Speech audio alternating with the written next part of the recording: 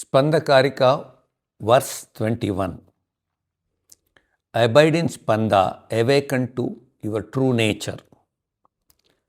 Ataha satatam udyuktaha spanda tattva viviktaye jagradeva nijam bhavam achirenadi gacchati. Let us listen carefully. Therefore, one who is constantly intent upon discerning the truth of Spanda soon attains one's own essential nature even while awake. This verse is a culmination. For 20 verses, the Spanda Karika has patiently guided us. It has shown us the nature of the self. It has shown us the difference between changing and the unchanging. It has shown us the knower and the known. It has shown us waking, dream and deep sleep. It has shown us the play of gunas. It has shown us the difference between the Aprabuddha and the awakened one. And now the scripture brings everything into a simple concluding instruction. Remain constantly attentive to Spanda. That is all. Not attentive to thoughts, not attentive to concepts, not attentive merely to philosophy, but attentive to the living presence from which all experiences arises. The verse uses the expression Spanda tattva viviktaye to discern, to distinguish, to recognize Spanda. This does not mean creating Spanda, it does not mean imagining Spanda. It means recognizing what has always been present. The wave does not become water. It discovers it was always water. The ornament does not become gold. It discovers it was always gold. The individual does not become consciousness.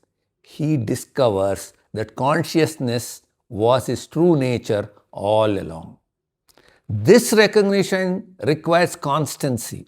The verse says, Satatam udyuktaha, continuously engaged, continuously attentive, continuously available, not occasionally, not only during meditation, not only while reading scriptures, but amidst daily life, walking, talking, working, eating, meeting people, facing success, facing difficulty. In every circumstances, one remembers what is the source of this experience, what is that knows this experience.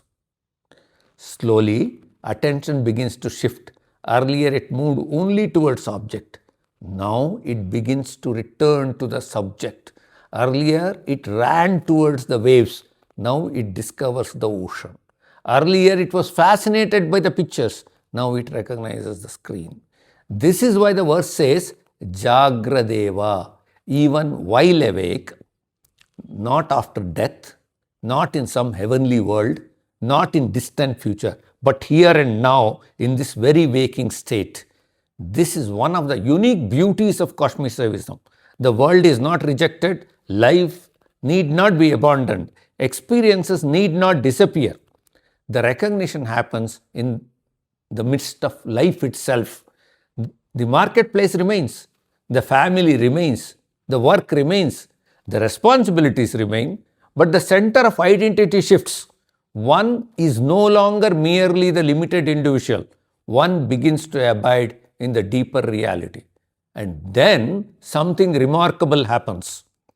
The search itself starts coming to an end because what was being searched for is discovered as the one who was searching. The seeker and the sought begin to merge. The journey and the destination become one. This is why the verse says, Achirena adi gacchati. Soon one attains not because time is required, but because the self is already present. Recognition is immediate once the veil becomes thin. The great obstacle was never distance. The obstacle was forgetfulness. The obstacle was identification. The obstacle was looking outward alone. As remembrance deepens, the universal Spanda begins to reveal itself everywhere, in thought, in silence, in action, in stillness, in waking, in dreaming, in deep sleep, the same presence shines. This verse therefore leaves us with a practical invitation. Remain attentive. Return again and again to the source, not with strain, not with force, but with sincerity, with devotion, with wonder. And gradually, what was once a teaching becomes an experience. What was once an experience becomes a recognition. And what was once a recognition becomes one's natural state. Then the individual discovers his own true nature, not as something attained, something remembered. Om.